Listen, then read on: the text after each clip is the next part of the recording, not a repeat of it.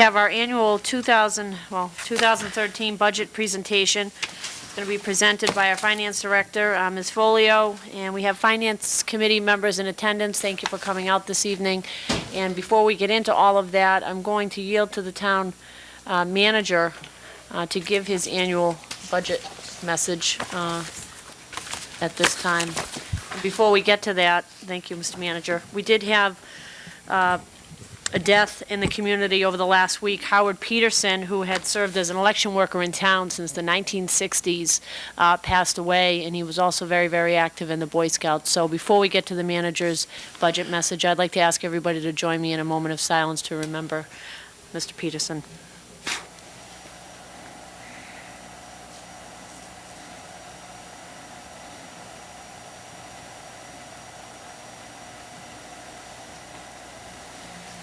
Thank you.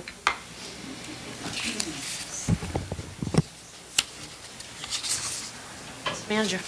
Thank you, Madam Chairman. Town Manager's budget message for fiscal year 2013. Folks need to know that by charter, I'm required to give a budget message 90 days before town meeting. Town meeting is scheduled for the first week in May, so this is the 91st day before that meeting.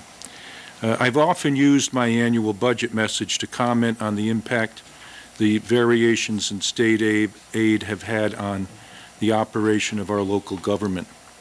Usually the comments had to do with state aid increases that were less than was needed to maintain what we call level service in the programs we are required to provide and the functions we are required to perform. This year, the governor has proposed a budget that will increase state funding for education and level fund general government aid, what was once called lottery distribution or lottery aid, but is now considered unrestricted general government aid, or UGGA, and sometimes UGA. So we'll have a net increase. That's nice. The problem is that the Department of Education has determined that Oxford must increase its contribution to education by over 4%, well in excess of the 2.5% increase in local revenues allowed by so-called Proposition 2.5. Since 2009, I've annually reported that we are facing the bad times.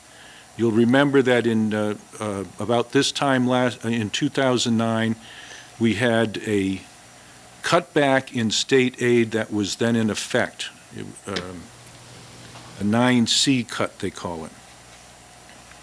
I've reported that the leading indicators suggest we are not out of this recession, and they do not bode well for new growth and local receipts such as building permits and auto excise tax. Let's face it, very few new homes being built, new factories being built, and people are less and less likely to buy new cars. So all those receipts are down. And despite this sense of gloom, I thought that we might start the recovery of lost general government staff this year, 2013 coming up. But such a large increase in contribution to education will make that impossible. As of the date of this message, fully 90 days before our budget-setting annual town meeting, the governor's proposal and the DOE's calculation is all we have. And I mean that literally. We have yet to receive the regional school assessment, our insurance premium increases we don't know about yet, let alone our local school budget request. I've contacted our State House delegation and expressed my concern. They tell me that the governor's proposed budget is maybe a bit more generous than what might actually result. I've also asked our school superintendent to determine why our required minimum contribution is increasing so much.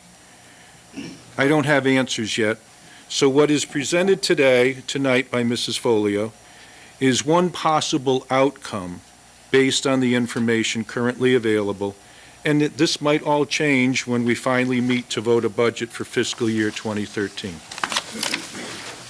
It's interesting to note how the distribution of spending has changed over the years, comparing fiscal 2008 That's the year before we had the 9C cuts and the precipitous drop in state aid. By comparing fiscal 2008 budgets to the currently proposed, what you'll hear tonight, fiscal year 2013 budgets, the following results. General government, which is everything in the town hall plus the facilities maintenance department, the people who maintain our buildings, has increased by $60,695. Public safety, fire, police, dispatching has increased by $288,151. Public Works has increased by only $14,906. Human Services, primarily Council on Aging and Veterans, has increased by $35,649, and that primarily because veterans' benefits have increased. Culture and Recreation, Library, Historic Commission, that's decreased by $45,157. Debt service has decreased. That's a good thing. We're paying down our debt.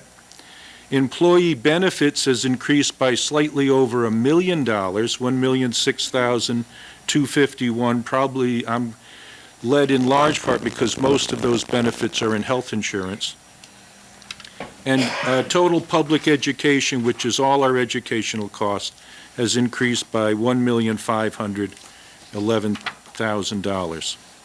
The total net increase in local appropriations is $2,836,570. Over the years, I've reported that department budget requests have exceeded revenues, and this year is no exception.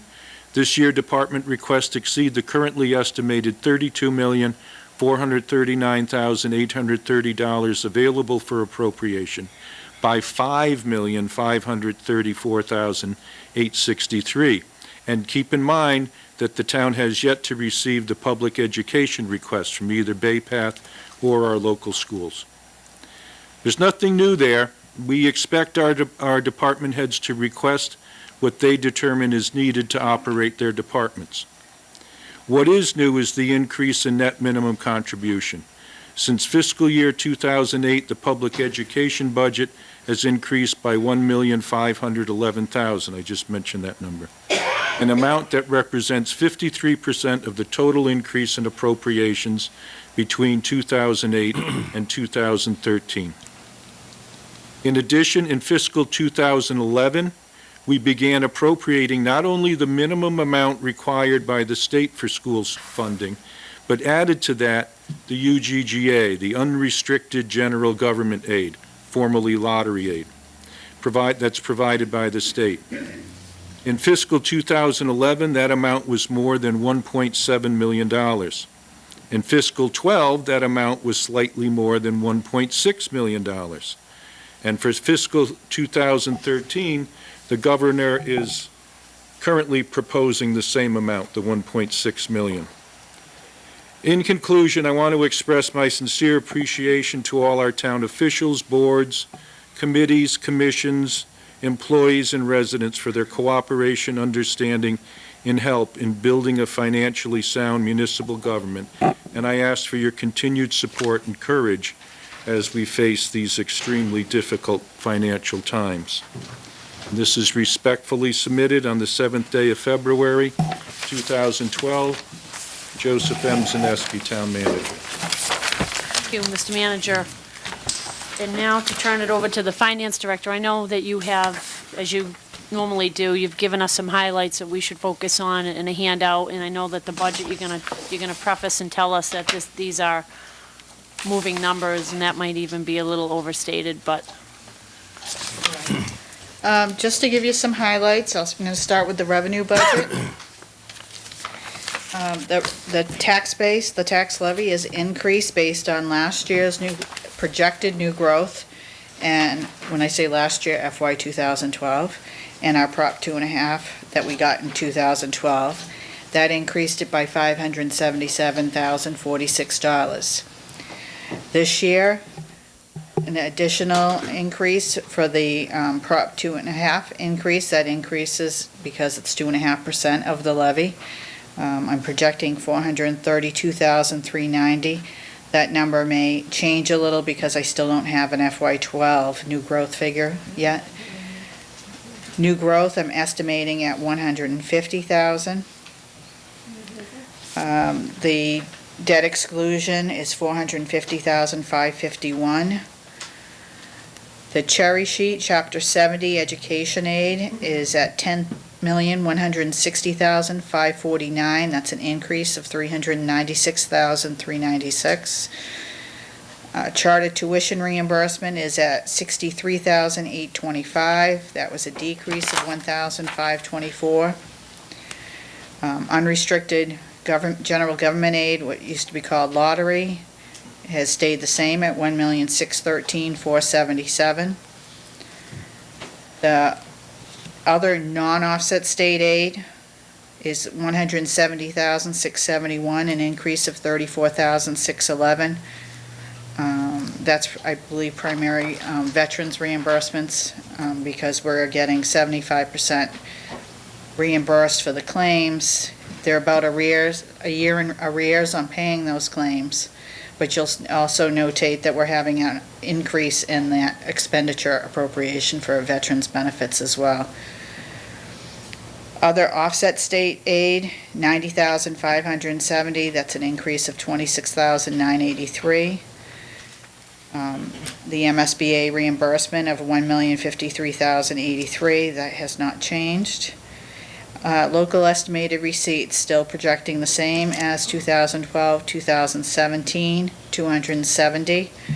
The bulk of that is motor vehicle excise, so we're just getting the first commitment out, so I'm not sure what the collection rate will be on that. Overlay, I try to keep it about 200,000. I did have to lower that in 2012. Once we don't have a tax rate yet, so that's still a number that's in the column of 2012 that's not even solid yet.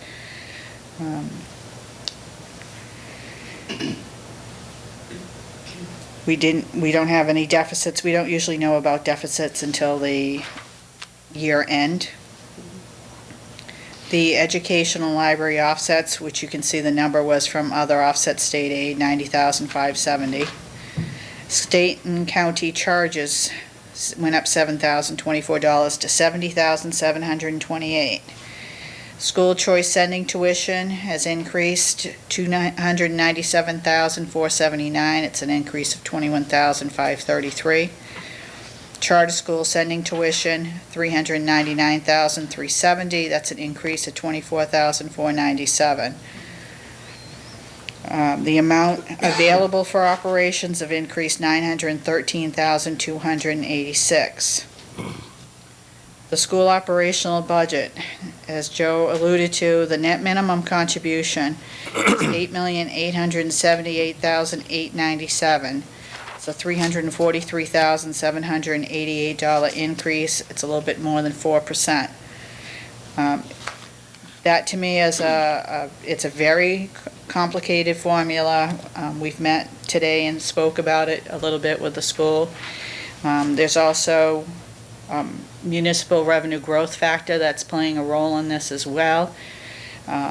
Interesting enough, when I went on the state site to get the detail, they don't have 2012 or 2013 available.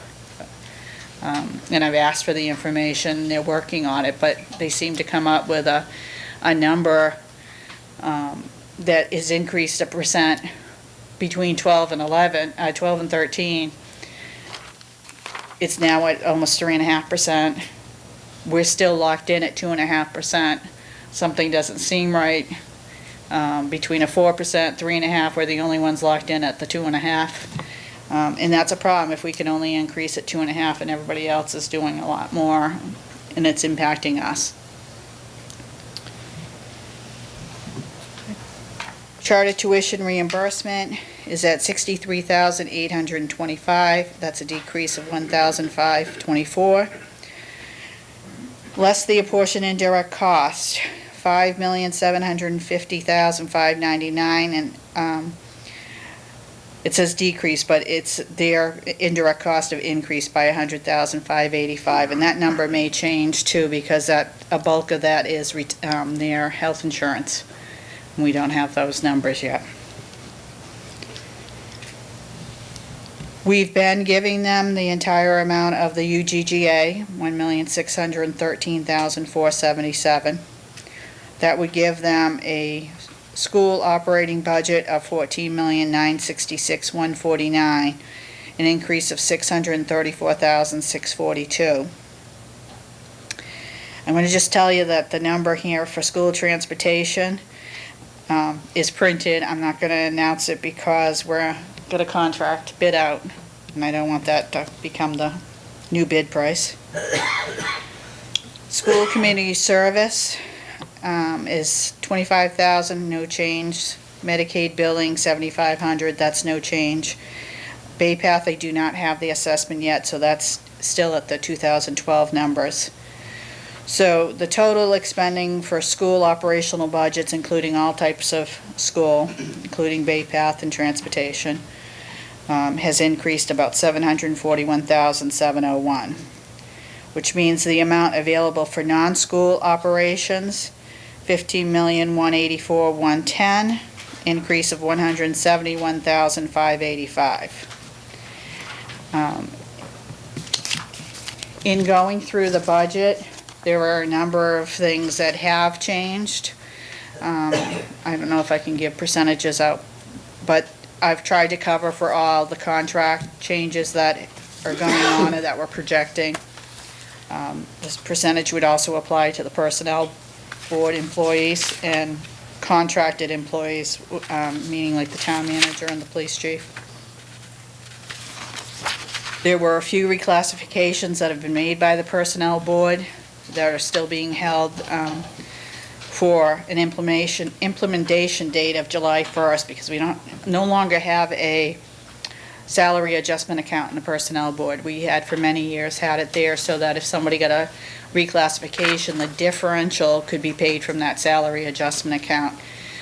We don't have that ability, and with the budget so tight, if the personnel board decides that someone should be on a different level, that can't go into effect until July 1st. It's very hard to accommodate it.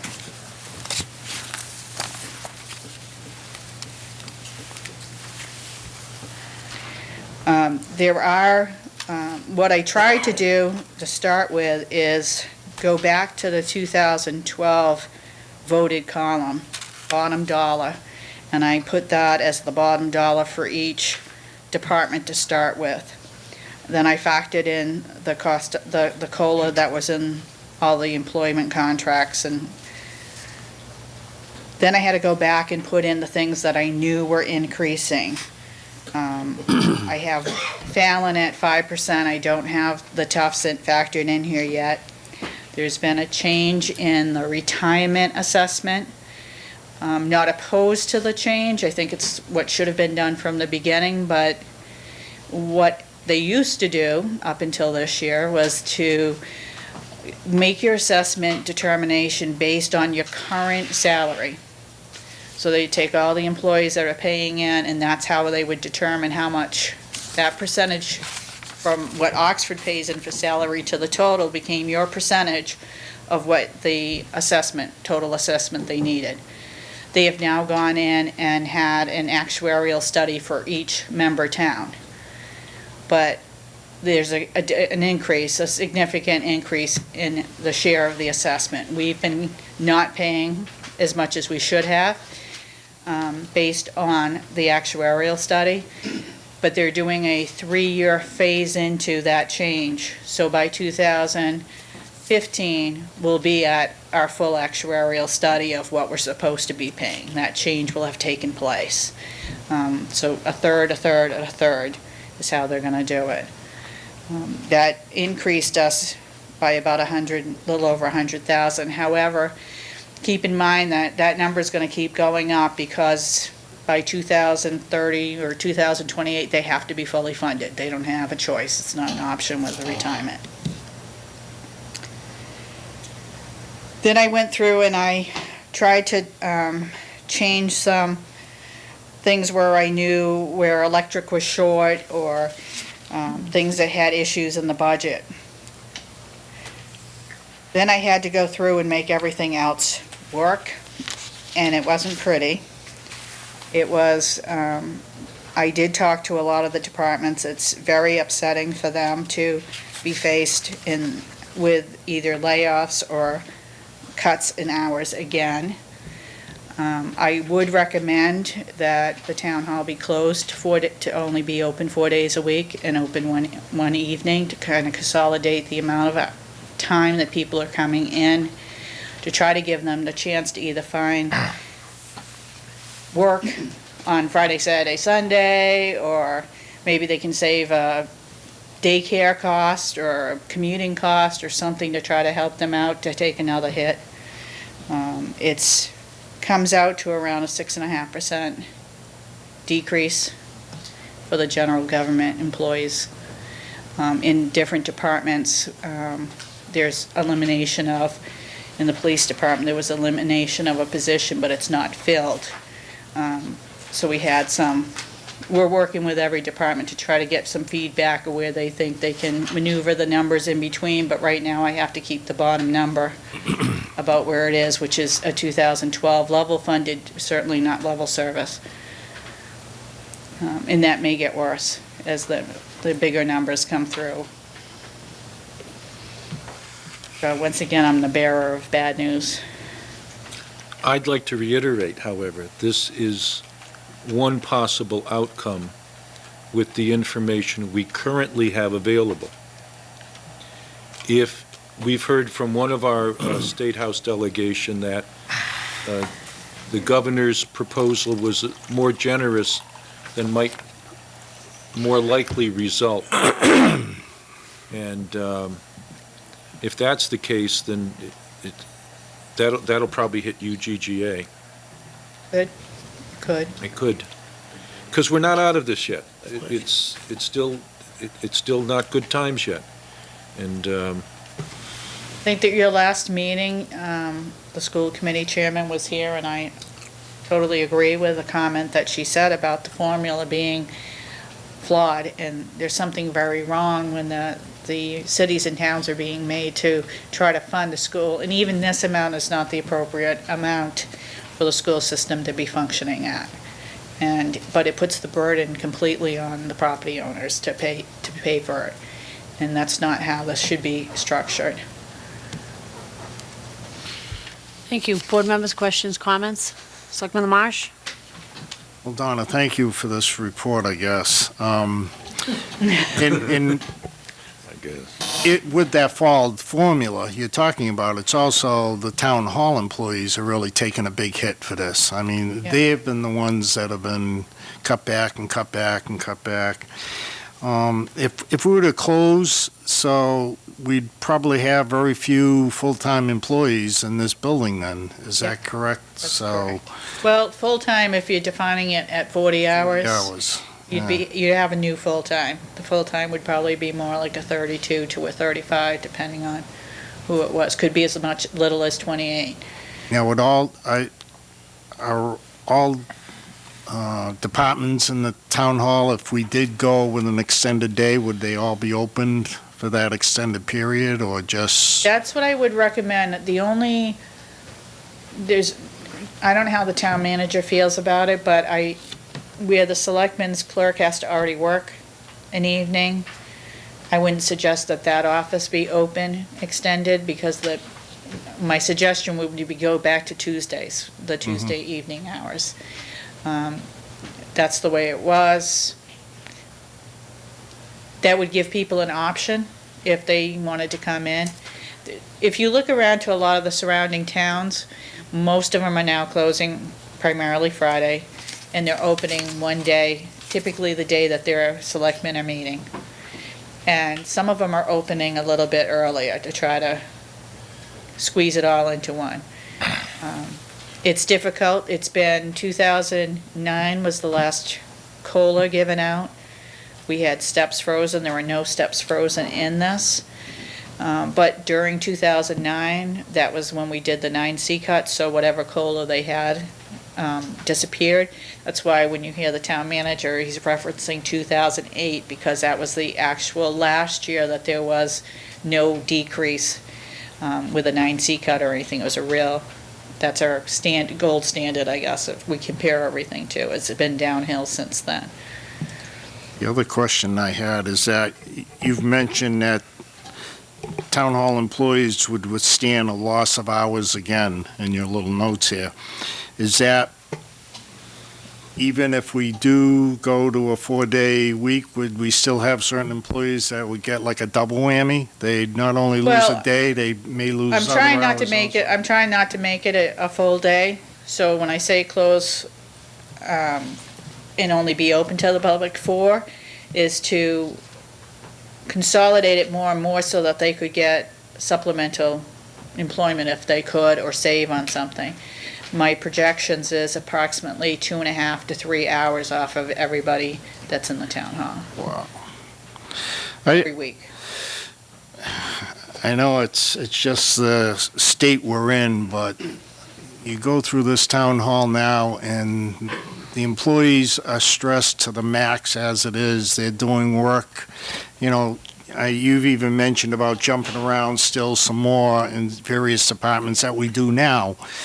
And as I sit here, it just eats at my stomach to think that we're going to do this more to When I these do people. it again, and we have a Oh. presidential election coming up, so that means even more workload. It's just not right, you know, and I said it when our Representative Fatman was here, that, you know, I don't think we get enough money from the state, from the lottery, the great lottery that, you know, and boy, lottery sales, you read the paper, they're supposed to be increasing, and, you know, that money isn't coming back to, it fries me. And then they're talking about casinos, which that money will go to some fat person somewhere in their wallet, meaning that in their wallet, not to us in the town, you know, and it just fries me. I mean, how can we run a town properly? I don't know. There's Thank not a you. department that's not severely affected Mhm. in going through this. And they're still a little bit in shell shock. One of the problems that inherent problems I have is this information didn't come out till about 4 o'clock on the 25th of January. Wow. Which doesn't give me a lot of time to get a budget put together that's balanced to get out to you, which I got out on Friday, in the middle of having an audit and training and things that were going on. It was a horrendous week last week, and try to get 2 departments on Friday, at least let them know what was being handed out.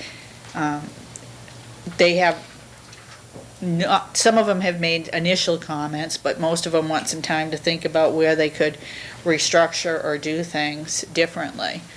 But most of the people I talked to were like, okay, I'm so close to the edge, I really need to be able to save something, whether it's a commuting, a daycare, or maybe I can get some extra hours working somewhere else.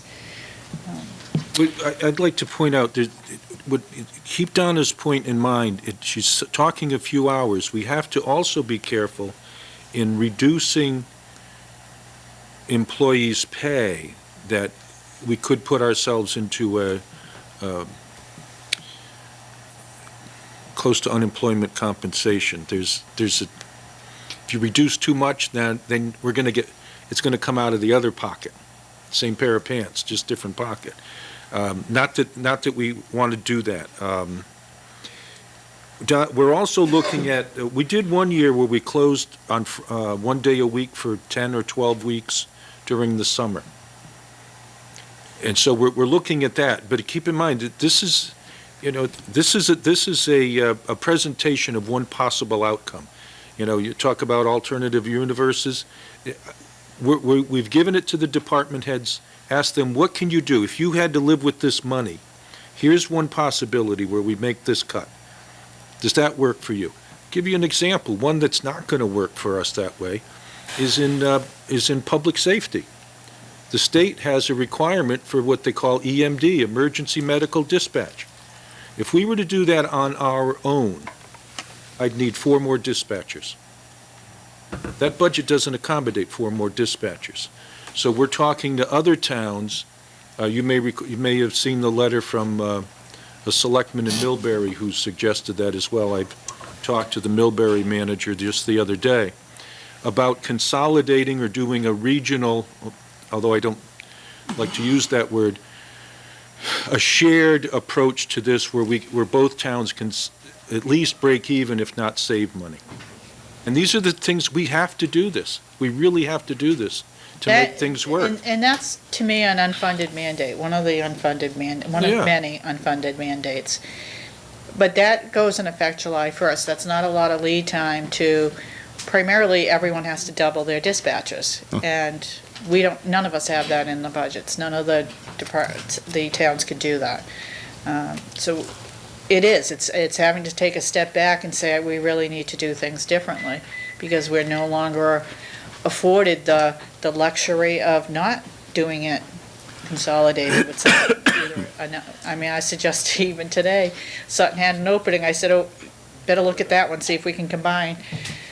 And every town is doing the same thing. And it's just to be careful of who you make that selection with, because you want to make sure that you're equal and not going to bail out another town, they'll bring you down. Right. That would be my only suggestion. I think that it's inevitable at this point that it's going to happen, and it's going to have to be looked at pretty much on the table for every department. Any other comments, Selectman Bose? Hi, Don. Thank you for being here tonight. I know that the state minimum contribution from the town to the schools is going to be going up by almost $400,000. And at the same time, the $1.6 million, which is going to automatically, I know the board has done that in the past, not the board, but the town has done that in the past, and I'm sure there's good reason for it, but wouldn't this be a year that maybe we could kind of split that up, or maybe the town keep a little bit of that for the town hall operating budget, so maybe we wouldn't have so many people in the town hall affected by, I know these are tough times, and the school needs as much money as they can, but we have other services in town that need to be taken care of. We just mentioned that we're talking about the possible, not bringing one of our police officers back, and consolidating services with our town, and shutting the town hall down on Friday. So, there's a give and take, I think. There should be a give and take. I think when times are tough, I think all departments in town should share the burden equally, and here I'm just not seeing that, and maybe you can explain to me why it's done this way. It's been a couple of years now. Originally, it was one of the members of the board had asked if there was a way to get the town off of, the town side of the government, off of state aid dependency. One of the ways of doing that was to not use the UGGA for the town side, but to almost limit the school side to, that's all you're going to get one way or the other, up or down. Right. It wasn't until we had the net minimum contribution take a jump that we're like, whoa. However, as the manager said, we're not even sure if that number is going to hold or go down. If it goes down, 100% of that right now is the school's problem. No offense, but they got it all. If they take the cut, they have to take the cut of all of it. I think we can't make a decision on it until we know for sure what those numbers are going to be. Mm-hmm. And there's been no deliberation on that to even get a feel, other than for what Senator Moore and some of the other people have said. In their references that those numbers are coming down.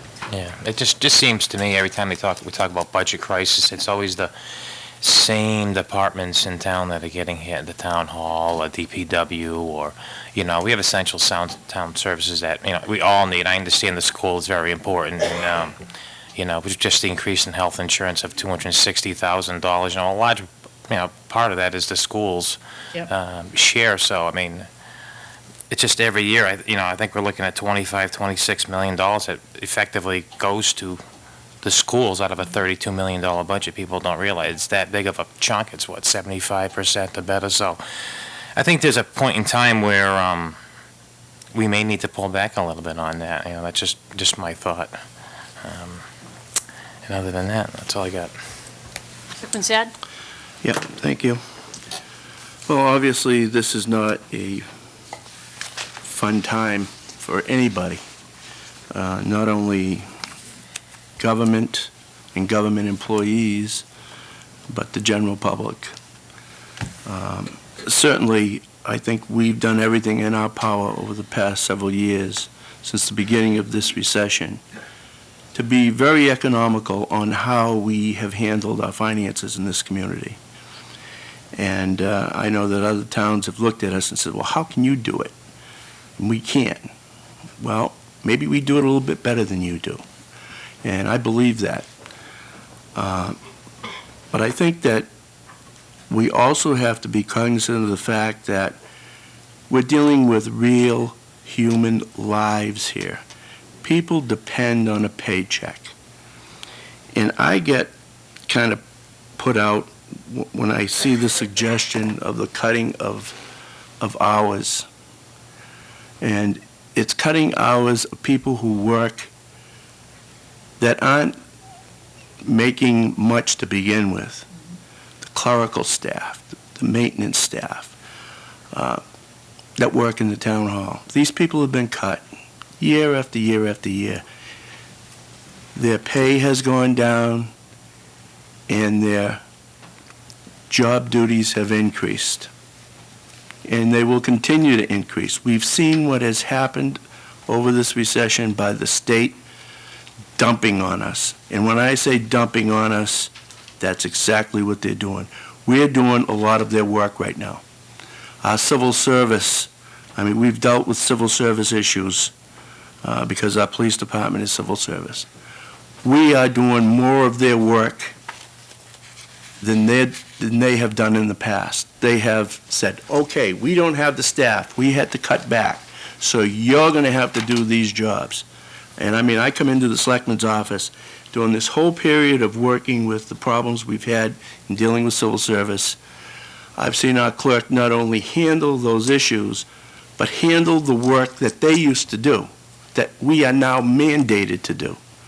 And yet we're turning around and asking her and other people in this town hall who have taken on more responsibilities, and I'm just singling out the selectman's office. I know that the assessor's office and all the other offices are taking more responsibilities on due to the fact that the state is shifting their workload out to the local communities.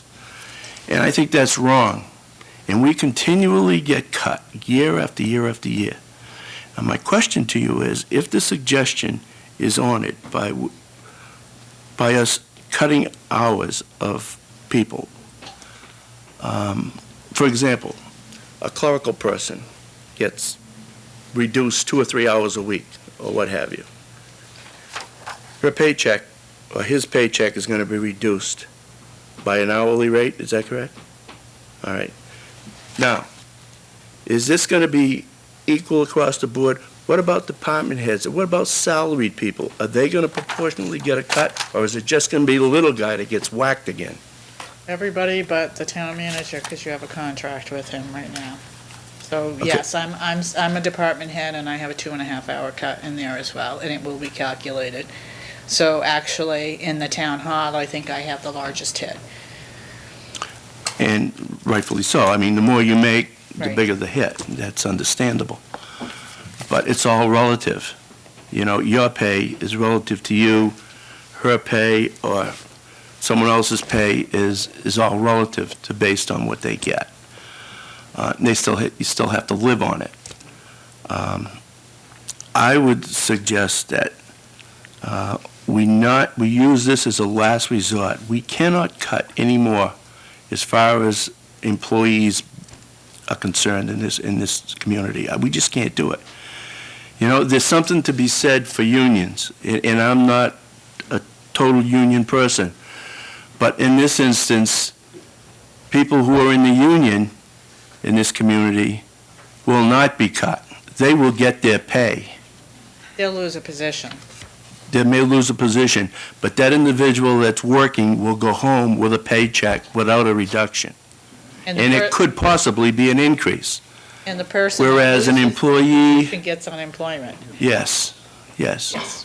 And we deliberately calculate it so town hall And employees. it circles right back to the little guy getting stepped on again. And that's my problem. I don't want to see anybody get hurt, especially people that are just squeaking by on a minimal paycheck. So I would Every suggest, department dealing with the states throwing, anywhere from filing, having to go into the state system to file for the child support. So every new vendor, I have to go in now and file at the state system, in their system, and flag a new vendor, so that they can collect the child support. Or the forms that you now have to do online, and actually fill them out on the state site, because they don't have, you used to be able to mail them in. Now they don't have anyone to do data entry, so now you've got to do their data entry. And every single department is facing that.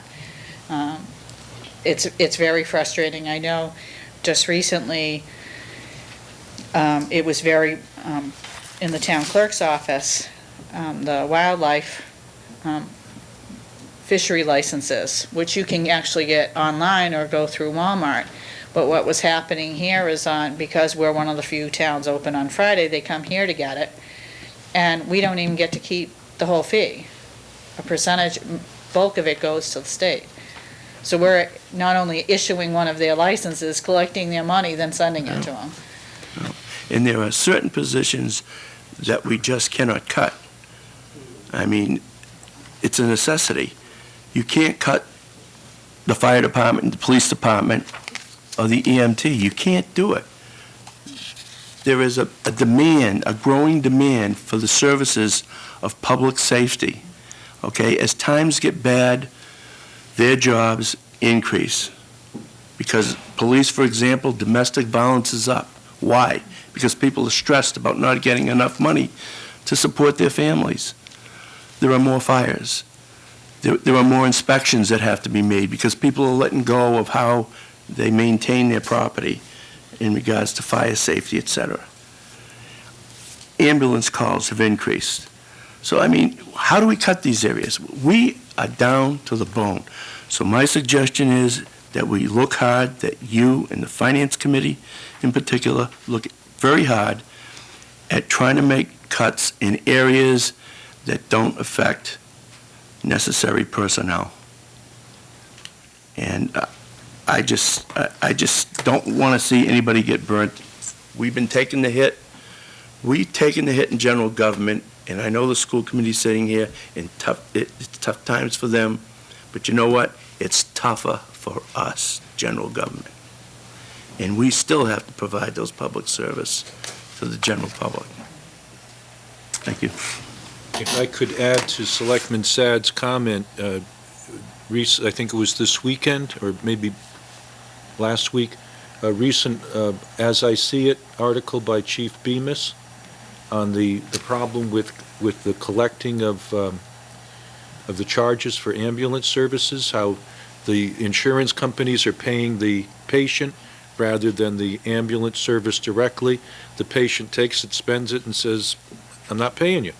We've got a problem with that, and I don't know how much longer we can maintain supporting our ambulance service the way we've had, because it's everything's squeezing in.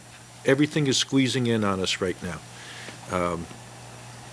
It's not easy, but the message is heard. Okay. Ma'am?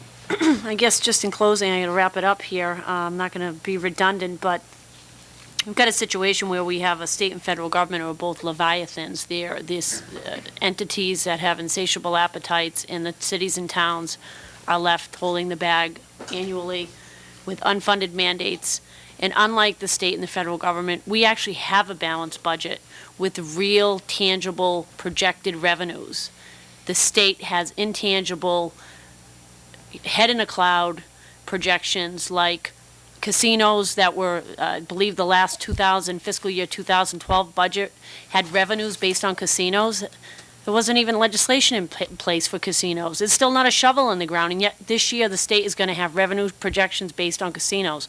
And we wonder why our state is unable to send the money back to the cities and towns in lottery aid. What a farce that was. I remember when they passed that. After all expenses, all money was supposed to go back to cities and towns. That is not happening.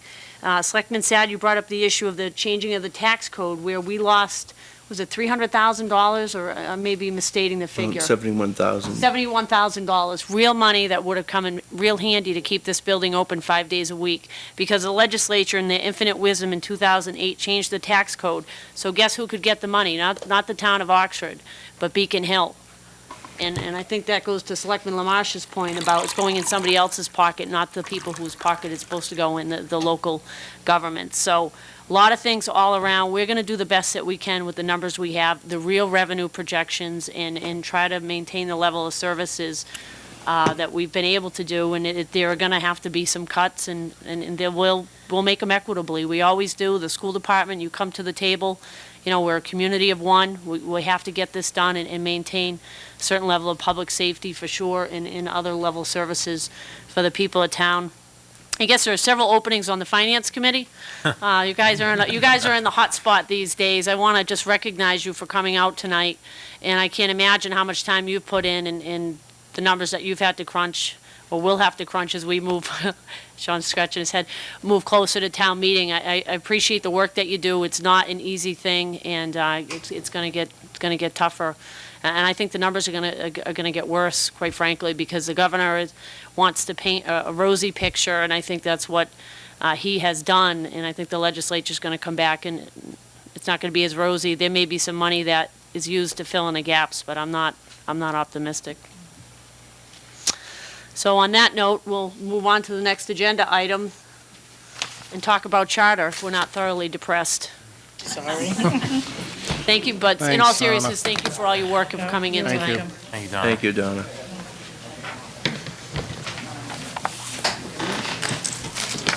Next item on the agenda, we have cable television public ascertainment hearing.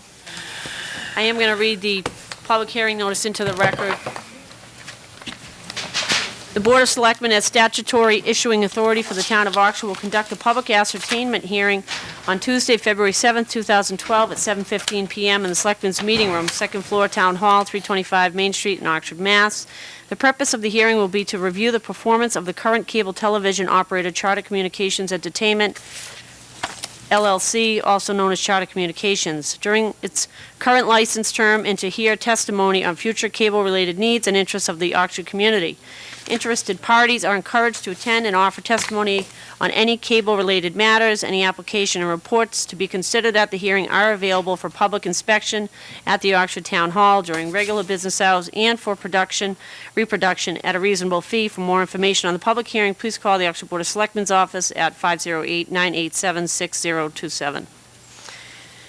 And Mr. Manager, I know that you have been working on this, and back just to kind of rewind here, we had talked about scheduling this hearing some time ago, and it has come upon us rather quickly that we are now in the March 2012 segment. I don't know if everybody has a copy of this flow chart here. It kind of sets forth the major events that are to happen with respect to the expiration of the charter license. So, Mr. Manager, at this point, can you just give us a status? Thank you, Madam Chairman. Is there someone here from Charter Communications? I had notified Tom Cohan. Huh? Ma'am? No. No? Okay. Basically, what we need to keep in mind, based on my notes, this is a requirement to consider renewal of the license or to hire someone if they're in a situation where they can take over the assets the charter has in town. We need to prepare an RFP. We have to do that through the public hearing process and on the kinds of services and the facilities that the town expects will be provided during the possible renewal term. Therefore, the testimony that you give, it's very important that the testimony you give has to do with cable-related matters. This ascertainment hearing on cable television matters, there are two areas over which the Board of Selectmen has no authority to regulate. The first is the rates that they charge, other than the percentage that we use for the PEG access. We currently have we currently have a factor of 3.5%. It could go as high as 5%, so that would affect the rates. Where's the other item? Oh, what programming is available? They have the basic. Now, we do have, and we've I think we've expressed at the last hearing, concern about the senior discount. That's something that we can talk about. Chairman Casey had brought up at our last meeting a need for new equipment here. I'd like to put in the record that the town will request that charter fund such for us. I think Mrs. Folio left. The license that's currently in existence has a provision for maintenance of our iNet. That's our intranet, the fibers and cables that link all of the town buildings. They currently maintain that. I would like to put in the record that that's something of interest that we would want to continue. I don't know if there was another thing I wanted to add. Capital, we also need new broadcast equipment, not new as in the sense of replacement, but new for the new location of the school administration building. There was a question about that at our last meeting as to the cost. We have so far 2 proposals. The school department has 2 proposals. We had a consultant or a vendor in today looking at this room, and that they range from between $45,000 and $50,000 for equipment for that new space. So I wouldn't be surprised if it was the same thing here. Now, that might be a one-time or a periodic payment that would be made by the cable company.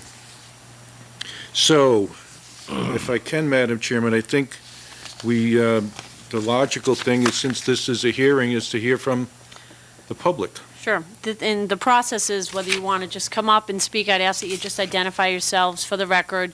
You can submit written documents, you can just give testimony, and what we're doing now is we are in an informational gathering process where we're going to take all the information that is presented to us, and people at home, if you want to stop by, as I said, and submit something in writing, and we're going to put it all together and then use that, the town manager alluded to an RFP. That's a request for proposals, and we would put that out basically in some public publication, looking for people to bid on what we're looking for in our cable provider. That's where we are right now in the process. And I know that there are some people who applied to be on the Cable Advisory Committee. I see Mr. Mattis is here. I think that we had 3 people apply for that. And I think as we move forward, Mr. Manager, is that, have any appointments been made on that? Let me see here. I know that we just got some of these in, so the town manager, you would, I believe, make these appointments to the Cable Advisory Committee. Is that, I believe it's the town manager. It may be this board, or it may be the board in conjunction with the town manager, but I know that some people are here. We probably want to move forward on appointing a committee, because they can help us gather information and help us put together an RFP. So, Good. Having said that, I'm going to just open it up to the public. This is a public hearing. Does anybody want to speak to this issue? Sure, ma'am. You can either sit at the table if you're more comfortable, or use the microphone. I'm not sure how to use the microphone. Caroline Pizzotti, 23 Wheelock Street. I'm very disappointed, very, very disappointed with Charter Cable. But I was listening to the town manager, and he says they have nothing to do with the rates. So I guess I can't bring up the rates, but I will say one thing about it. If you get a senior discount, you cannot have anything but basic cable. If I get a movie channel, the discount is gone. No. If I get internet, the discount is gone. They have told me this. You cannot reach a live operator unless you're there probably 45 minutes on the phone, and that costs me a lot on my cell phone trying to get through to them, because I'm using a cell phone to reach them. And it's very, very hard to get a live operator. I did get a live operator last Wednesday, and I asked her who gave them permission to speed up my internet in January and February and raise my bill $3 that month, $3 the next month, and go up $10 on my other things, which, and she hung up on me. So there's no communication between Charter Cable and the normal person. They'll ask you questions when they're on a recording, and if they're nothing to do with what you're saying, they say, I don't understand you, I don't understand you. I did get a light operator, and she hung up on me, so that's all I have to say. I think we need to put out a bid for someone else to see if they can give us some better service. Thank you very much. On the discount, you get the discount on the basic service, Yes. but you don't continue that discount if you add anything to it? Yes, you are correct, sir. Yes. You do not You do continue? not get the discount, Okay. because I have internet and I Something wrong have with 8 that. channels. So That's I do something not wrong. get the senior discount. But they- It's always Yes. been that way, Joe. Has Thank you it? very much. Thank you, thank you, thank you for your comments. Through the Channel 27, a senior will get a discount if they opt out to have anything added to it. Yeah, but if you It want goes away. HBO, it will take away the discount? It's $12. I did away with Channel. No, it's just on the basic. Anybody else want to comment? But you can still have HBO if you want. Anybody else want to come up? I mean, I know the senior discount issue was an issue Selectman Lamarche brought up at the last meeting when we had somebody, we had a live body from Charter in that seat, and the seat warmed up quite a bit when he was sitting there, because we had a bunch of folks come out and tell him what they thought about Charter and the lack of customer service and accountability. And, you know, we're very frustrated as a board. I have DirecTV, and there just isn't enough competition out there. We'd love to get somebody out here, and we're going to do everything we can to do that, but some of the companies, Vios, Verizon, they're just not investing the infrastructure to move, you know, westerly enough to capture some of our towns. Did you want it? Yes, sir, and then I'll get back to you. Larry Ackley, 24 Holly Street. With Charter, from what I understand, and this is what I've heard, it's hearsay, but generally if you hear something that's hearsay, it's generally true. For a while now, Charter's been having financial difficulties, and that's one of the reasons why they had a problem with a lot of their control boxes that you get with your TV. People were losing their channels, they were losing voice, they was losing picture and stuff like that. All they had to do was replace the box, because the box was faulty. But to replace that box, that was money's coming out of their pockets. And if they're already having money difficulties, I mean, they're even in the state of California. State of California, the whole entire state's getting ready to throw them out because of their service that they don't provide. So, I mean, I went to DirecTV years ago because I just couldn't deal with them anymore. And like she said, Caroline, if you call them up, you're getting a recording, and they're asking you this and that, and if you say more than a yes or a no, what do you give for response? I don't understand what you're saying, please repeat it. You know, and then you do not talk to a human being, you don't. And then, like she said, if you ever do get one, they're gonna make you hang up on them because During they're not gonna renewal do time. it. During renewal time, you get to There's talk to a no- human being. If you live in Oxford on Main Street, I live in Oxford, you drive through the town of Oxford, what do you see on everybody's roofs? Satellite dishes. But these people here at 23 Wheelock, they can't have Right, satellite. right. People down on Liberty Lane, they can't have satellite. They are restricted to have Charter. And I don't think, now this is my own opinion, I don't think that's fair. I honestly don't think it's fair. Because you can get DirecTV for $19.99 a month and have 250 channels. You know, it ain't fair. That's a good, Okay. that's a good point about the restrictive covenants that They travel with the title to the condo or the Yeah, senior center, It's and been going on for years, no, ever, Yeah, that's something from the like very beginning. These people are restricted to charge, they have no option. thank you. Anybody else? Yes, sir.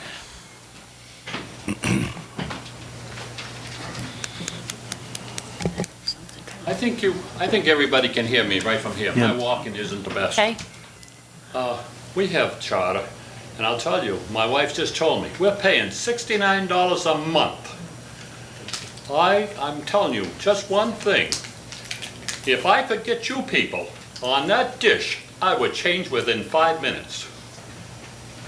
Maybe you people could fix it up so that we could get with direct, and then you know what we could tell charter, where they could do with their thing. thank Okay. you, thank you. I thank you. I think we'd be one of the first Board of Selectmen on Direct TV, put us on the map.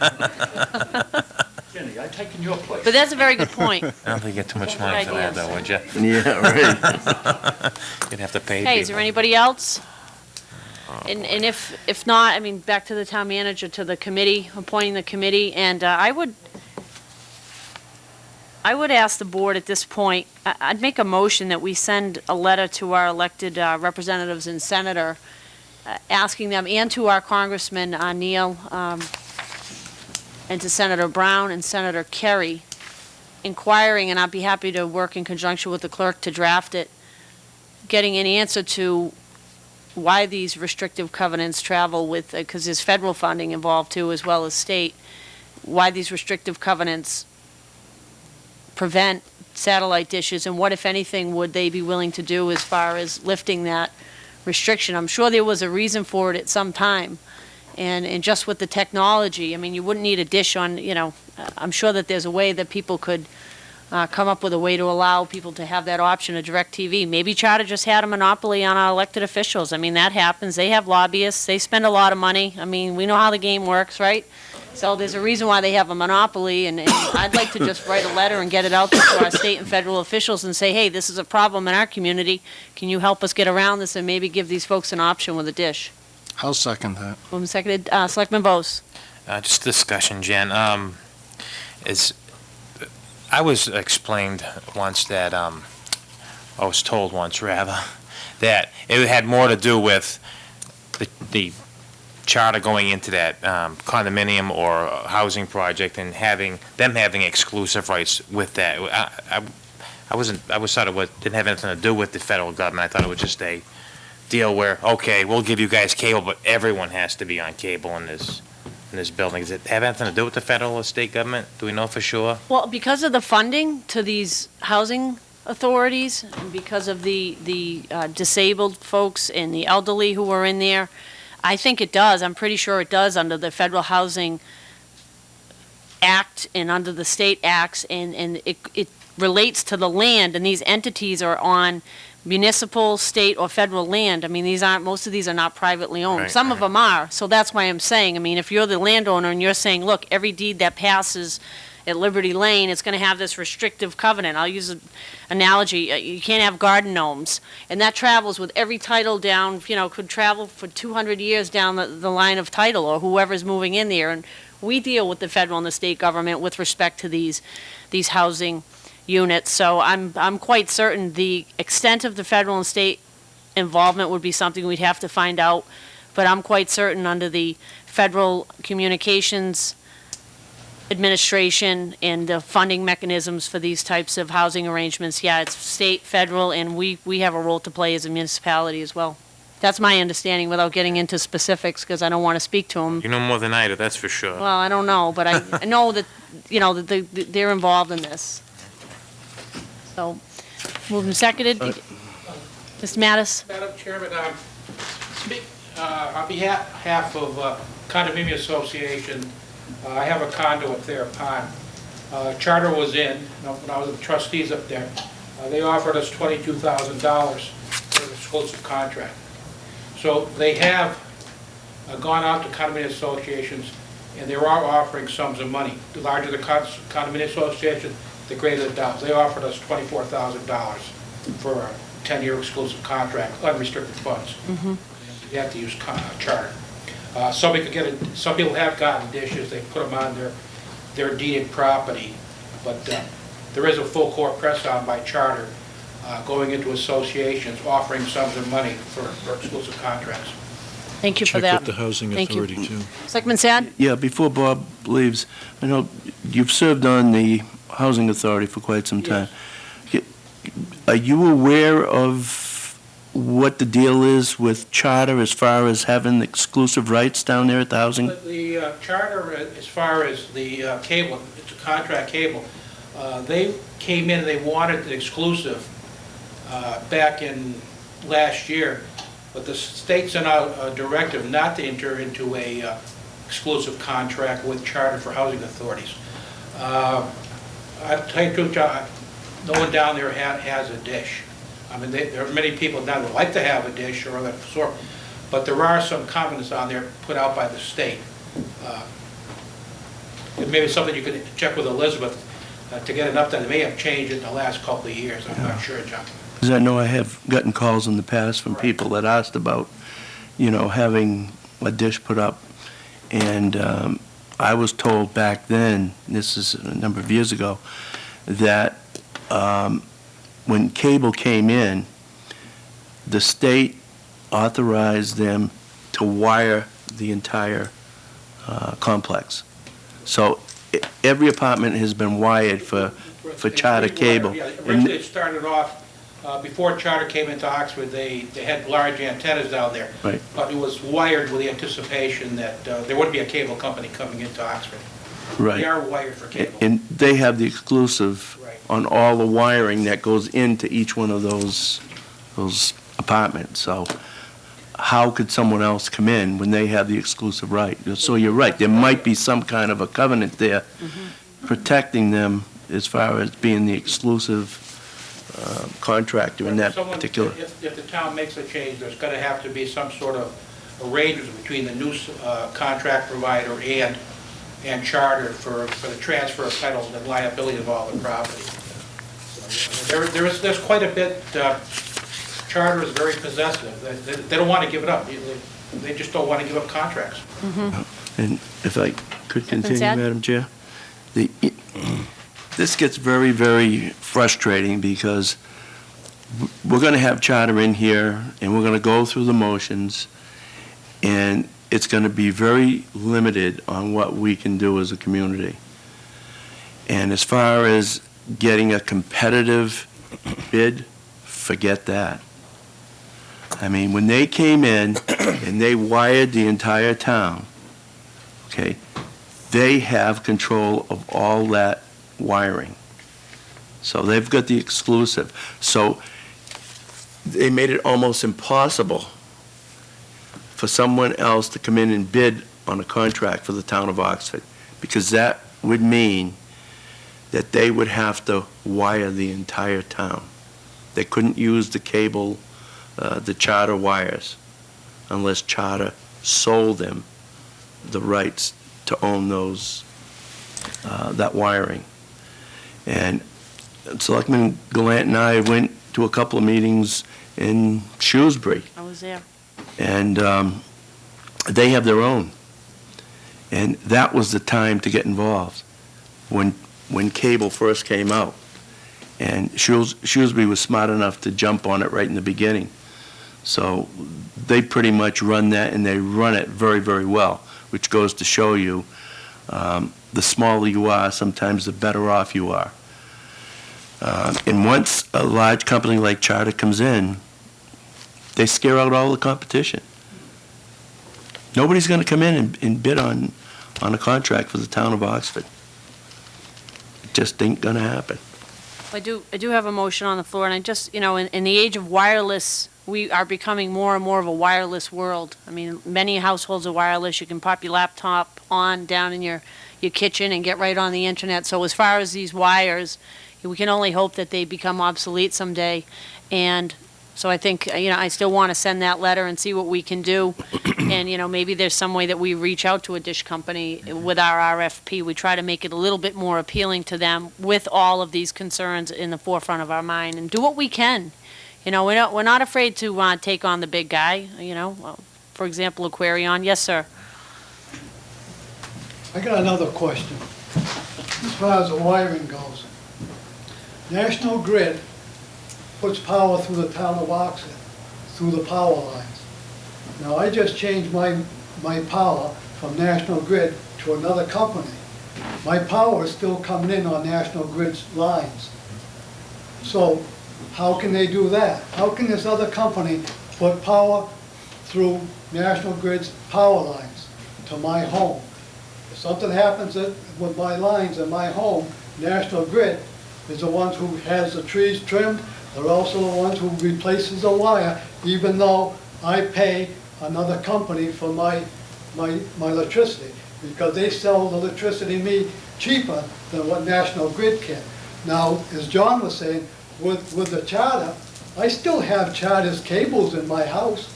They're all along the front of my house. They're coming into the rooms. I had 3 TVs. They're still there. I have a dish on my garage now, and I have a dish on my house, 2 dishes. Now, DirecTV took and put in new lines. But I also have Charter lines, which I no longer use, but they're still there. But, I mean, National Grid is allowing other companies to send power down their lines. National Grid is coming up with like a 30% increase on the power. I changed over 2 years ago to another company, and I pay less now per kilowatt than I was doing with National Grid. And now National Grid's going up 30%. I'm going to be paying a whole lot more less than they were before. You. So, you know, maybe it's something that we could check into. We will. Hopefully at Wheelock and Liberty Lane. If the cables are in there, okay, they're there. What's to say they can't put a dish on a roof? You've got four apartments per unit. Put 1 dish on the roof and run it to 4 apartments. All you gotta do is come off the roof and go into the apartment.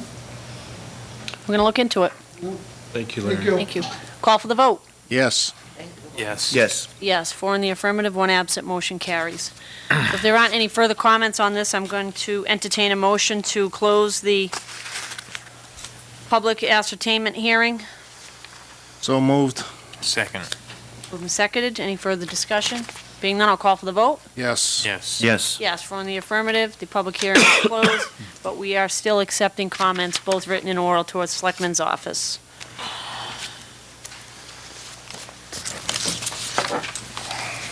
Next item on the agenda is the animal shelter discussion. It was a request to be put on the agenda by Norma Jean Hanks. I know that Ms. Hanks is present. Would you like to come forward? And I'll yield the floor to you.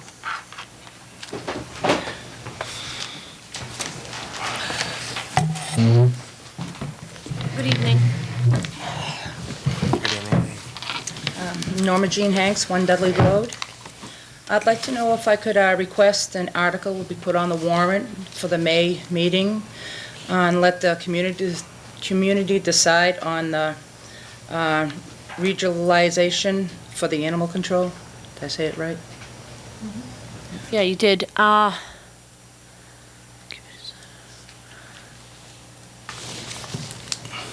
don't know if it's an issue.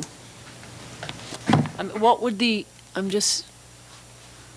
it was talked about. yeah, I don't think there's been any decision on it. So what you're requesting is that we put an article on the town meeting warrant to let the community decide as to whether or not Oxford is going to regionalize its animal control department. You have, we do that? I'm not saying, I'm just trying to think of how we would do that. Didn't we do that before you started the shelter, so it would be almost 2 years ago? There was an article on the warrant to authorize regionalization with Webster and Dudley, and/or Dudley. Okay. I think that was on the warrant. I don't remember what the result of the vote was. Well, I would entertain a motion then, given the request, to preserve a spot on the May town meeting warrant for an article, and I don't know what the legal language would be at this point. I get what you're saying. I understand what the request is, to reserve a spot for this request of an article. I don't know how, I guess it would be, just entertain a motion, and we reserve a spot at this point. So moved. Second for discussion. Moved and seconded for discussion. Selectman Sad? Yeah. What are you trying to accomplish by the article? I think I have to understand what the article is being put on for. So as to not regionalize our Okay, facility. so this is not to regionalize. Correct. Yes. Regionalize what? Our facility, the new facility. Of the And Okay. I can see this already coming, the ACO's position as well. See, we have a bunch of issues here. We've got about 15 or 20 questions to present to the board. Problem is, we have run into a roadblock, not the least of is the town manager, not allowing us access to the ACO's emails and things like that. So we had to fill out a Freedom of Information Act to get this information. So we got a bunch of questions that we can't properly ask because we don't have all the information needed. I would ask that, on top of this issue, that But can we just deal with this one first? Sure. Because I have a motion on the floor, just procedurally. I don't want to get I all mixed up understand. here. But there are a couple of ways to put an article on the town meeting floor. correct. I mean, the selectmen can sponsor an article, or there can be a petitioned article, where you would need the required number of signatures to put the article on, okay? Now, the board can put an article on, but the board has to be comfortable with the wording, and we have to understand what the purpose of the article is before we as individual selectmen can support it. And that's why I'm asking these questions. I want to know what the reasons behind this is before I endorse an article for placement on the town meeting warrant. Understood. I guess basically what we don't want is the new facility that basically donations paid the vast majority of, to be supporting other towns' animals, and our ACO's position to be outsourced to an ACO from another town. We would like to keep our own ACO, and we'd like to keep our animals in our shelter, and not necessarily, except by per diem, have other towns' animals in our shelter. Okay, so you would be opposed to the town accepting a fee from a neighboring town? No, I wouldn't be opposed to it being for a fee, but as an overall regionalization, I would be opposed to it, yes. But if we were to accept animals for Webster on a per diem basis or something, which we've done before, they had issues over there, and we had their animals here for a while. I have no problem with that.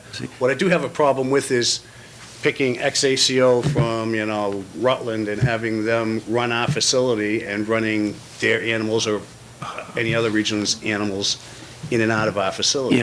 I don't think that that's an issue. At least it's not an issue with me, and I think I've said this at other meetings. No, you have. I think that And so hasn't Selectman we Lamache. should have our own animal control officer. So as But stated as far as can I finish? Sure. As far as regionalization is concerned, I think it's a matter of defining what you mean by regionalization. Now, I am in favor of regionalizing as far as allowing other communities within our immediate area to allow them to have animals brought to our facility for a fee, Yes, I agree. so that those fees can help pay for the animal shelter.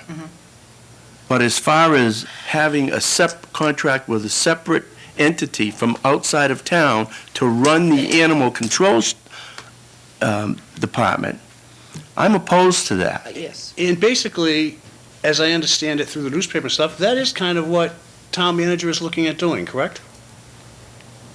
I haven't decided anything. Therefore, I'd like to preempt that by asking that this be taken to a vote to the people. The people paid for the vast majority of that building, put in the time and effort to build that building, and I think they deserve the say in how it's used as well. Well, and I agree with that. I totally agree with that.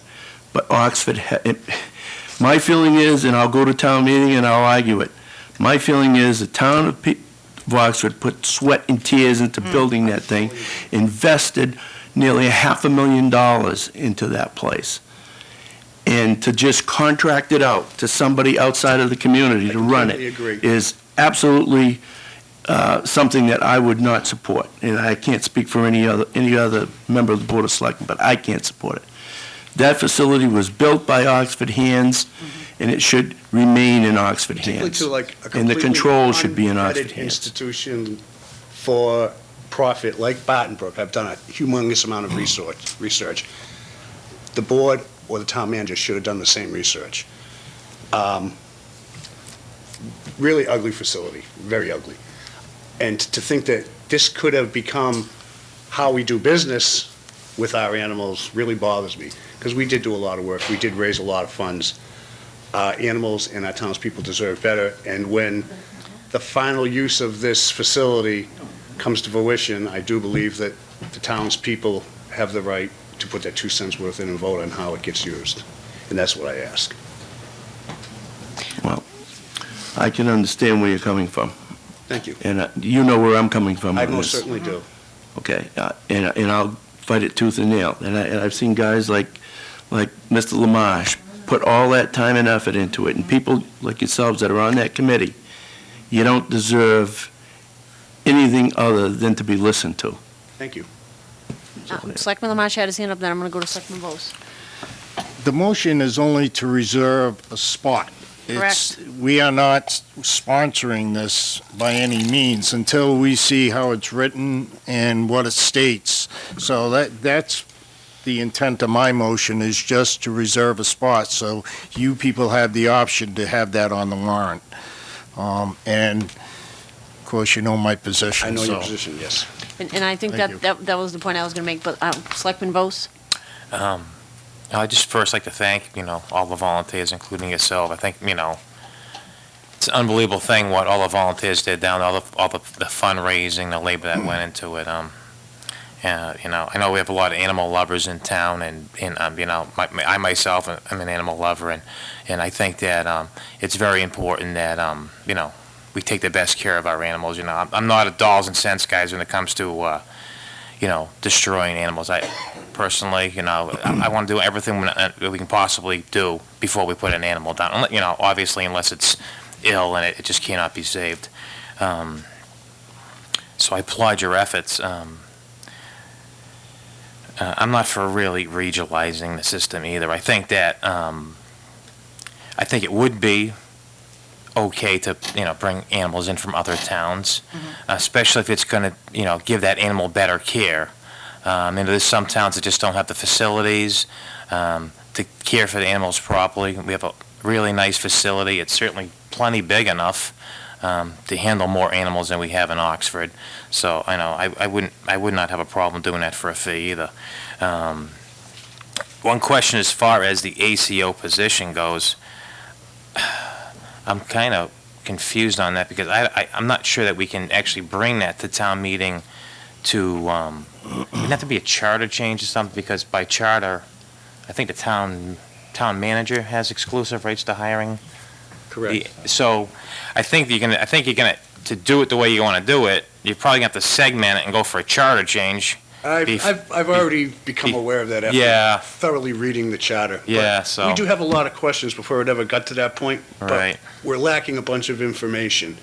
And as a result, we had to file a Freedom of Information Act to obtain this information. And that's all right. And so what I was going to ask, and I understand that you guys looking at reserving a spot on the warrant for this, but I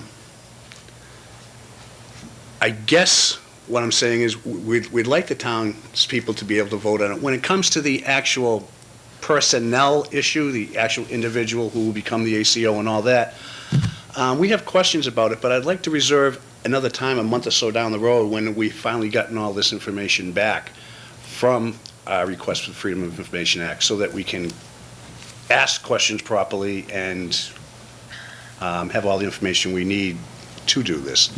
But at the moment, we've had to file one to obtain some records here in town and in a few other places. Well, you do understand, sir, just to be fair to the town, we've kind of given you great latitude here and not said anything.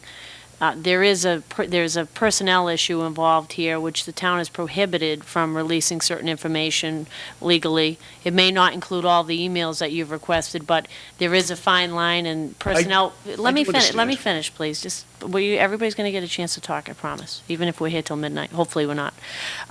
But personnel records are very, very sensitive records, and there's a lot of legal implications with respect to personnel records. I'm not saying the emails you've requested fall under that category, but that is something that is going on, and that is a reality of this situation. Secondly, there is litigation pending right now involving this community that's been filed from a business here in town. They're represented by a law firm here in town, which also has ramifications for what may or may not be released. So to be fair to the town, you have to recognize those two big entities, and those factors are in play here. So to just come up here and say we're holding back records and you had to file a Freedom of Information Act request, you may have done that, but please respect and appreciate the sensitive nature of the records and the fact that there is litigation pending and there are personnel issues out there that are yet to be resolved. So I just want to go on the record and say that. So I'm perfectly aware of them. Okay.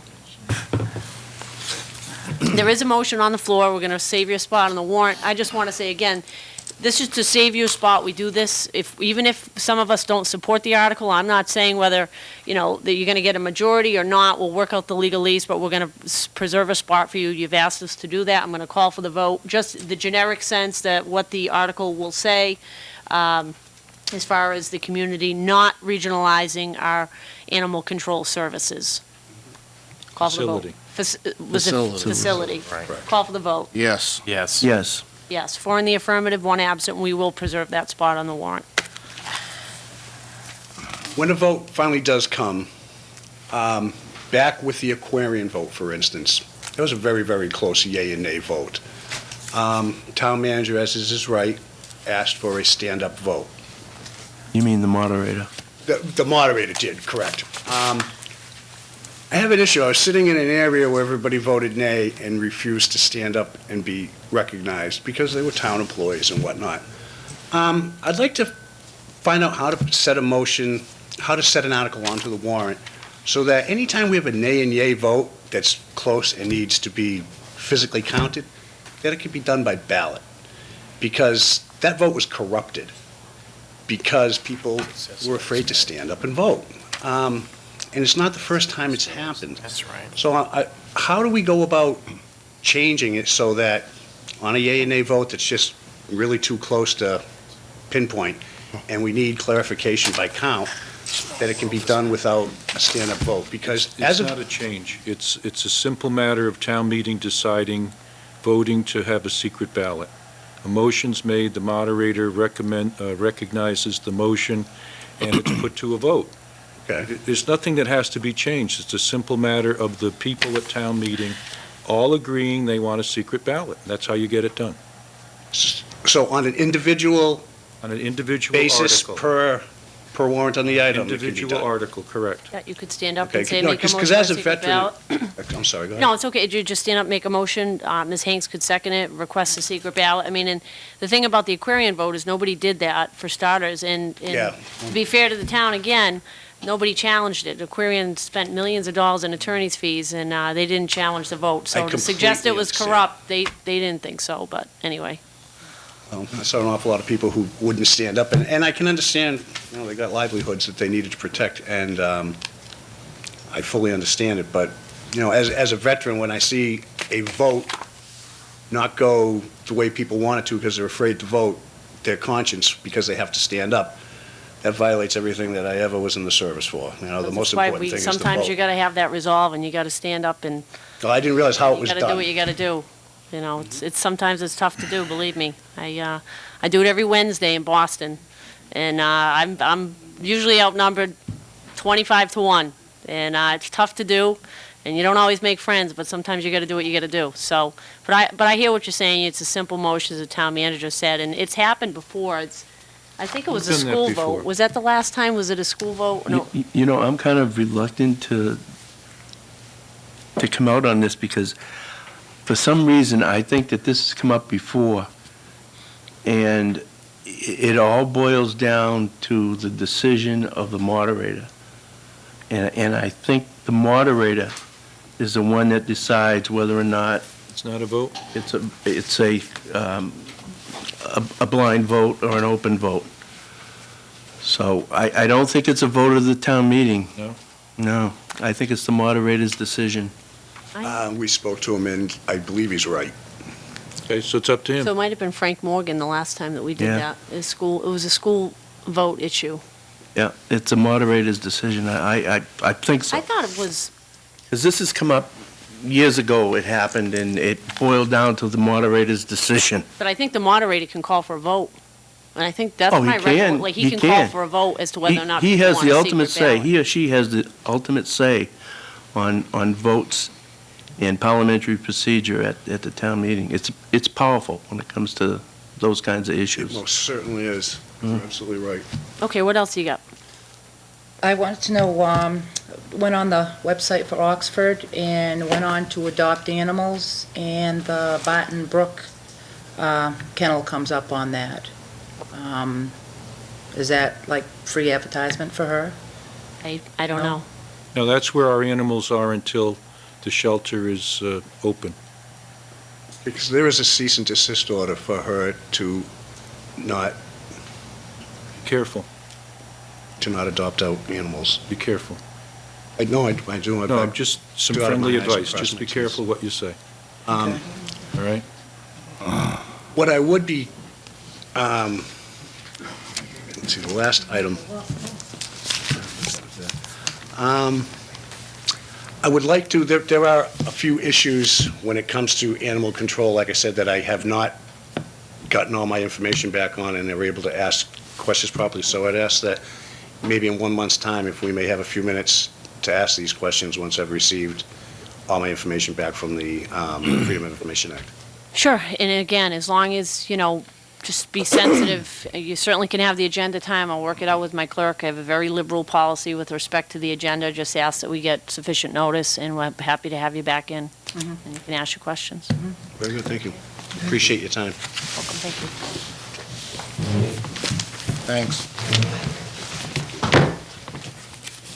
Okay, I'm going to entertain a motion with respect to the next agenda item, the continued public hearing for selecting the residential tax factor. We don't have the information that we need yet, so rather than open the public hearing and then continue it, I'm just going to entertain a motion that we postpone the public hearing on setting the residential tax factor. Madam Clerk, what do we?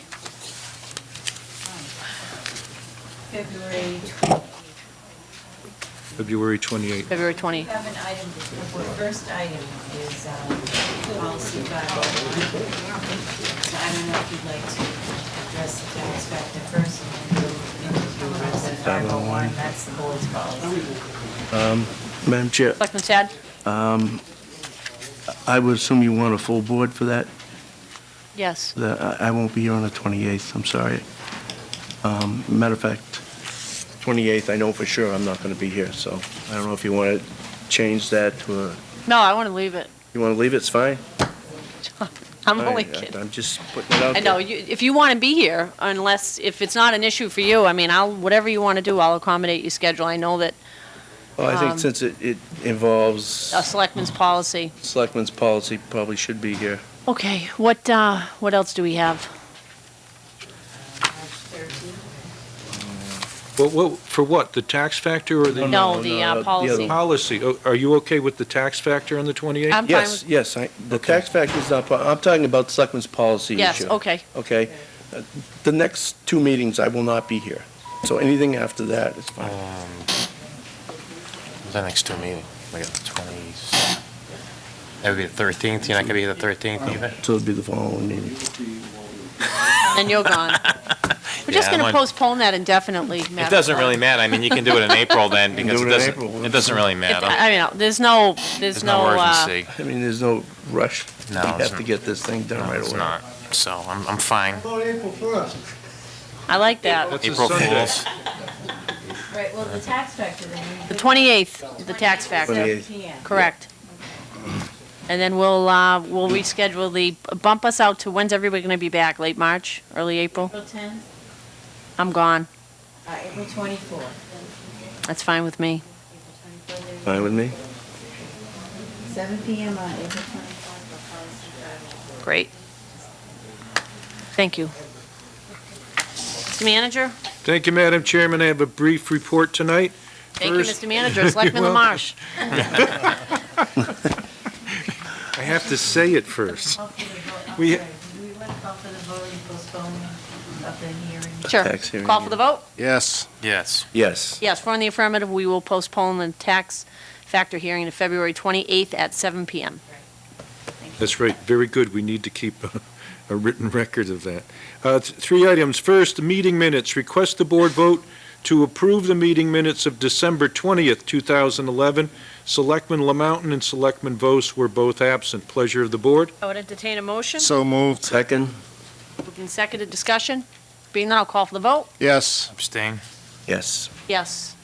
We have an additional school committee vacancy. We heard last week, or last meeting from Chairman Ennis that two members of the school committee will not be seeking reelection. We have a request that the board vote to place on the annual town election ballot of May 15th, 2012, the upcoming open seat on the school committee based on the resignation of Mr. Stephen Anderson from the school committee, which will take effect on Election Day, which is May 15th, 2012. So to restate that, he has given his resignation effective May 15th, 2012. The seat to be filled will be for 2 years, that is until 2014, which will be the remaining years of Mr. Anderson's term. Pleasure of the board. Entertain a motion. So moved. Second? Seconded discussion. Call for the vote. Yes. Yes. Yes. Yes, for in the affirmative. Very good. And finally, request for injured on duty. We've received a request from Police Chief Michael Hassett for an injured on duty claim for a police officer injured while on duty on February 2, 2012. I've reviewed the information reviewed the information provided to me and find the request to be in compliance with your injured on duty policy. Pleasure of the board. I would entertain a motion. So moved. Second? Moved and seconded discussion. Being none, I'll call for the vote. Yes. Yes. Yes. Yes, for in the affirmative. And that ends my report for February 7th. Thank you. Selectman Lamarche. Well, I would like to start by thanking Amy Hamill. She was a volunteer on the animal shelter committee. She helped us quite a bit in raising funds and doing a lot of work. She's also part of the 501c3 committee now, so that's why she's resigned.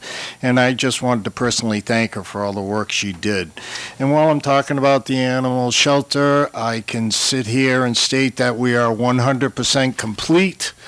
We have all inspections. All I am waiting for is for the building inspector to sign off for an occupancy permit, which I'm hoping will happen this week, and then we will be able to use our facility. And that's all I have. Wow, congratulations. Will there be a grand opening, a ribbon cutting, or? Eventually, not right at the moment. We have a few things we want to get in order first, so. For that? Thank you. Selectman Bose. I don't have anything. Thank you. Selectman Sad. Yeah. I got a call the other day from someone that rode by the old Knights of Columbus building. It's now a daycare. There are some containers for clothing. There is boxes, clothes, furnishings spread out all over the corner of that lot. This is becoming a problem. I mean, we had the problem on Route 20, and now you're starting to see it in other areas in town. I don't know, do we send a letter to the property owner asking them to get that cleaned up? Because I would assume it would be their responsibility since it's their property. So it would be incumbent upon them to contact the owners of those containers and get that cleaned up. It's a definite eyesore, and if you haven't ridden by there, please take a look at it. It's a mess. The Board of Health will send a letter, and thank you for bringing it up. We had a complaint from a resident of Chestnut Hill? Is Yep. that who called about that, and the Board of Health went right out and took care of it. So Okay. unfortunately, I wish the property owners would do that, but we'll get on top of it. Yeah, it's unfortunate that, it kind of gives a black eye to those organizations that look forward to raising the funds to support their good efforts. That's all I have. Thank you. I just have one item, and it's a request that we received from Joel Doust, who is a veteran. It was a request that we reserve a spot on the annual town meeting warrant for an article, and I believe all my colleagues have this, with respect to local tax benefits for veterans and active service members under Chapter 3.0 of the Motor Vehicle Excise Tax. And it's a pretty lengthy packet that Mr. Douse submitted to us, but I would like to preserve a spot on the warrant so we can consider instituting this policy especially for our active duty service men and women who are away serving. This is a little something that we can do as a community to support them. And I haven't read through the packet in its entirety, but this, again, would just be to reserve a spot on the town meeting warrant. And I want to thank Mr. Dowse for taking the time to send the board this packet. I think more communities should be doing this for our veterans. And so I would entertain a motion. So moved. Second. Moved and seconded. Call for the vote. Yes. Yes. Yes. Yes, 4 in the affirmative. Thank you for your support on that. That's all I have. So I would entertain a motion to adjourn. So moved. Second. Moved and seconded. Call for the vote. Yes. Yes. Yes. Yes, 4 in the affirmative. Thank you. Good, thank you.